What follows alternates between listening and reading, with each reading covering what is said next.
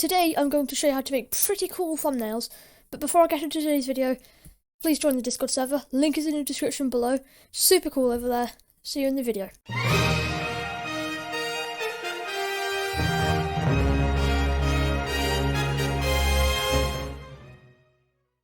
As you can see from the start of the video, we're making thumbnails. That's it. Don't really have anything else to say, so just start. So firstly, what I like to do is I like to get the background shot done first, and this is what I've been using. This scene here is what I've been using for my backgrounds for the past while, especially here because I like the green theme. And what I'll do is I'll go to options with video settings, details and stars off. I'll go here and I'll just go here. Sometimes I go to game mode spectator because now as I go through blocks I can go a lot closer to the ground. And what I'll do is I go like there and I just grab the screenshot. Now there is something else that you have to do, is I've actually got a set of armor already that I use. Basically you just get the leather armor with iron armor and enchant the helmet. And then what I do is, as well as I get my sword out, and now I like to go all the way over here and I'll face this way, and using Lunar Client's perspective mod, Lunar Client's free look, what I'll do is I'll go here and I'll look like kind of down there, and what I'll do is I'll press F1, I'll look down here, I'll go forward and spam left click like that, and I'll spam F2 to try and get a good screenshot of this. Alright, from here we have all the files that we need to have opened, and what I'll actually like to do is I go to this tool here, magic wand, and I'll shift click everything in this blue area, and what I'll do is I'll also turn down the tolerance. As you can see, it has all the little things selected like that, so if I delete the layer, as you can see now it's a completely transparent background. What you do is you shift click it again, you press Control and I, and you want to press Control and C. Then you want to go to make file, new, and you want to set this as 1280 times 720. Like this, and now you can just go Control A and delete that if you want. Now you press Control V to paste this in, you press keep canvas size, and you shrink this down to kind of match this, like that. I do make it a bit bigger sometimes, so it goes to about there.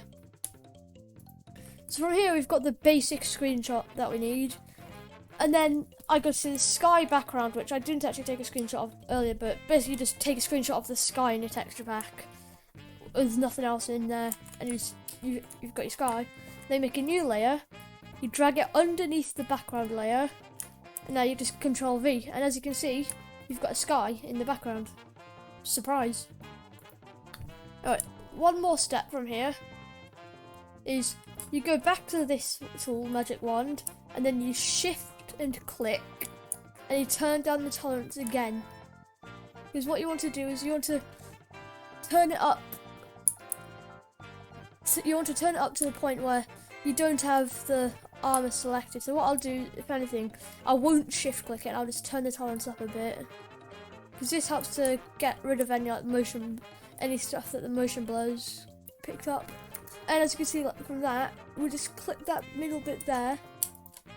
We now have a full image with the transparent background. What I'll do is I'll press Control C and go back to here with a new layer and press Control and V. And then what I like to do is I'll scale this up like that. And you kind of make this quite big. This is good. Like that. From here you've got the basic idea of what you want your thumbnail to look like. There's still a lot that still needs to be done. So one thing that I'm going to use for this thumbnail, because I'm using paint.net, is I'm going to add new layer and Control V, because this is a paint.net logo that I've copied from the internet. And basically you just do that, you kind of scale it up, and I like to twist it around, just have it sort of there in the top corner. And that looks really cool, right? Yep. And from here, that's another little detail there. And the big thing that's going to make this look so much better is going to be the text. So obviously you need your text tool, and you go here, you click it, and the font I use is Rific. Where is it? It's Rific Free Medium. And then I turn this to about 108 size, and in full capitals I'll write on like thumbnail I'll drag that over so it doesn't cut it off. Tutorial. That'll do. Thumbnail tutorial. And from here, I'll actually use my select tool, this, and drag it over the word tutorial. Then I'll press Control and X to get rid of it. But then on a new layer, I'll paste it because there's some stuff I like to do with it. So I'll actually make this bigger, and I'll drag it over the word thumbnail. And from here, you go back to your Magic Wand tool. You turn your tolerance up to like 70%. As you can see, obviously we've got this whole thing selected there. And this is where the colouring comes in. I'll find this like nice green here. I'll left click it and also right click it. And then I'll make this quite a lot darker. And I'll press this swap colours thing. And then you go to gradient and you press shift. And you make sure that it's going straight down like that. And that's how I get that gradient effect in my thumbnails. The same principle for the top thing, but I actually use two other colours. I left click white, and then this one here, the one diagonally above it, I right click that one. Go back to your gradient tool, hold shift, and drag this down to about there. And as you can tell, this doesn't look that good because there's no outlines, there's no unfocusing, everything's just one big smush. And now it's time to fix that. So firstly, this is going to make the text glow a lot. This is going to make the text stand out so easy. So what you go is you go back to here, you press Control, no, you press Shift, and you left click, and it'll select everything except for the text. Then you go to a new layer, and you select the black colour, go to your Fill tool, you press Shift, and you click. As you can see, that'll outline everything except for the words tutorial. And now I'll go to Effects, and I go to Object, and I go to Drop Shadow. Quick tutorial for how to download the object tools like the Drop Shadow and stuff that's featured in the video. Once you're in the folder that's in the description, you want to click this, press Ctrl and C, and then you go down here until you see this PC. You double click Local Disk, Program Files, Paint.net, Effects, and you press Ctrl V to paste it in. From here, as you can see, it makes it look more blurry because it's actually just a black shadow over what's not there. So what you do is you drag that to white. As you can see, there's a white outline for the text, and I'll actually turn the blur radius up and the widening radius to about that. Now you go back to this tool, shift, and get rid of all the black. Now what you want to do from here, because this doesn't look that good, is you double click this, and where you see blend mode, change it from normal to overlay. As you can see, that makes it look so much better because compare it with and without it. So this is it without it, this is it with it, without, with, without, with. And now if you want, you can just merge it down. So now we've got that as one layer. Now from here, you do the same thing on the layer that says thumbnail. Basically, you do this again, have everything except the text selected. New layer, fill it in. Effects. You can just repeat the same drop shadow and delete all that. And now blend mode, overlay. And again, as you can tell, adds so much more to the actual thumbnail. The last step that we want, no, not last step, second to last step we do for the text is give it a nice looking outline. And the way that I do this is I duplicate the layer, so now I've got two text layers. And on the bottom one, I right click this grey colour there. So I have this grey colour as the first colour. I usually like to make it a bit darker.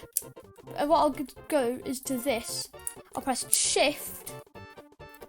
And I'll click it there. And as you can see, it's on the bottom and the whole thing's this colour.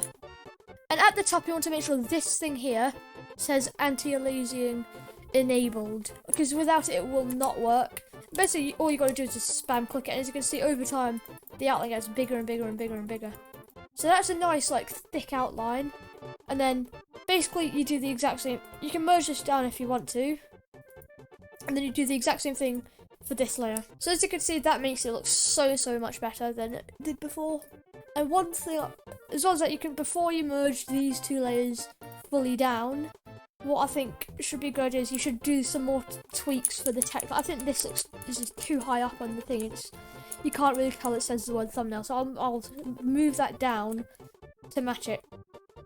Anyway, you've got a really nice looking text. This is thumbnail tutorial.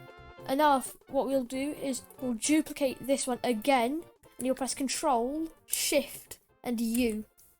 And from here, you want to click the lightness and drag it all the way down. Make sure black is selected as your colour. You go to your fill tool again, and you click this like 1, 2, 3, 4 times. Then you go to blurs. In here, this is not a plugin. You go to this thing that says blurs, and you click Gaussian blur. And now you kind of drag out until you think it looks quite nice like that. That just gives it a bit of a drop shadow, because if you look, this is it with and without it, it just gives it a bit more depth. And basically you just repeat it on this layer. So as you can see, the text is now completely done, which we'll go back to in a little bit. For now, I'll just turn that off. And next up, we want to work on the player, because he's looking a bit sad, isn't he? Again, what you want to do is press Control, Shift, and U. But instead of, you want to turn the lightness back up to so it says 0. There. And you actually want to make it more saturated. Oh, obviously don't like do that or anything. I kind of just turn it up to about here, so it stands out more. That makes the player look so much better. Now I'll duplicate the player twice, because on the first one, I go to Effects, Blurs, and Motion Blur. This thing here that says centered, you click it so it's not centered, and you drag it sort of down to that angle, and you make the distance go up. You can adjust the angle as you want. This is what I'll do. As you can tell, it makes it look like the player's kind of jumping off the ground. This is it with and without it. And here, this is the same concept as the drop shadow from before on the text. You go here to lightness, and then you kind of spam that.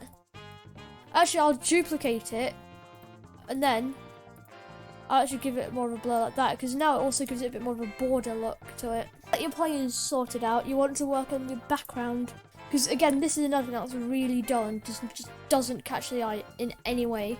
So firstly, again, Control, Shift, and U, and you want to turn the lightness to about that, to 0, and you make it less saturated than this. I sort of have it about there, so it looks a lot richer than it used to, because this is it. Look, without and with, makes it stand out so much better. And now we want to give this a drop shadow as well. So you Control Shift U, and then you lightness to 0. Now you go to your fill tool, and you just Control, no, not Control, Shift, and click it twice.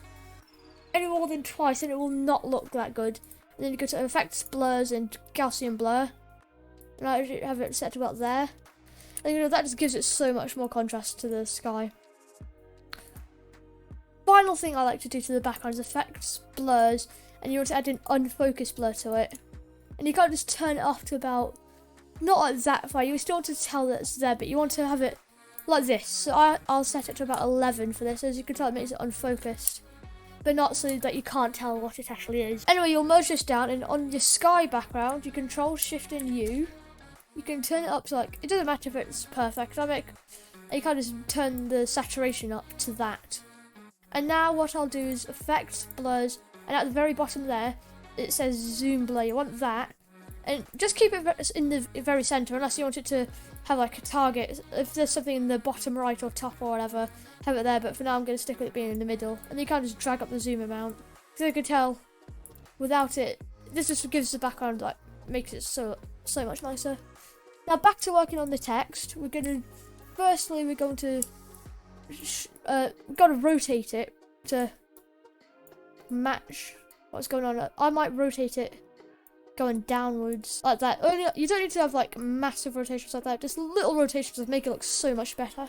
As you can see here, this should be almost done right, but there are a couple more steps that we need to do. First, you can merge the text down to be with the paint.net layer, so now when you disable it or re-enable it, they disappear together. But also, it's a good idea to merge the players together. And I actually drag the player up above the thumbnail tutorial text, because it just gives it like so much more depth. And here, there's one more final step, so you can merge everything down, except for on the sky, because you want to duplicate the sky. And now you press Control, Shift, and U, and you just turn the saturation to the maximum, and you press Control, Shift, U again. And as you can tell, obviously that makes the background look really bright. And you're not actually going to use that as part of to replace this sky or anything. This is to make the border that I use in all of my thumbnails. So you merge this all down, so now this is one layer. Anyway, you select, make sure you have this tool selected. And what you want to do is you want to make sure that this gets moved along by 10 pixels on each side. I would normally just have my arrow keys to do it, but the problem is I have my arrow keys set to my start and stop recording hotkeys. So what I'll actually have to do is I will have to drag it over. Now, as you can tell, we've got the first half of it done just by dragging it down. Obviously for you, if I was you, because I move it down 10 on each side, so what I would do is I would press Control and the ways you want to move it. So for this one, I would have done Control and your right arrow and Control and your down arrow. But then obviously you can't do that on these ones because then you'd just have the same problem inverted. So what you actually have to do, you have to use this, you scroll right into it, and this is where the ruler tool up here, this thing here comes really handy because you can see how many actually are moving it up. So as you can tell, now we have a nice looking border for it, but some parts, especially like this part here and some bits over there, they merge in quite easily. So this is where my final effect comes into play. So I go to the photo tab, at the very bottom here it says vignette, so I click it and I turn the radius up so it goes to about there, because this is the difference it'll make with it, without it, and with it. It's kind of subtle, but it gives everything a bit more contrast to the border and it makes it look so much nicer. Alright, that's it for today's video. Hope you learned something from it, and goodbye.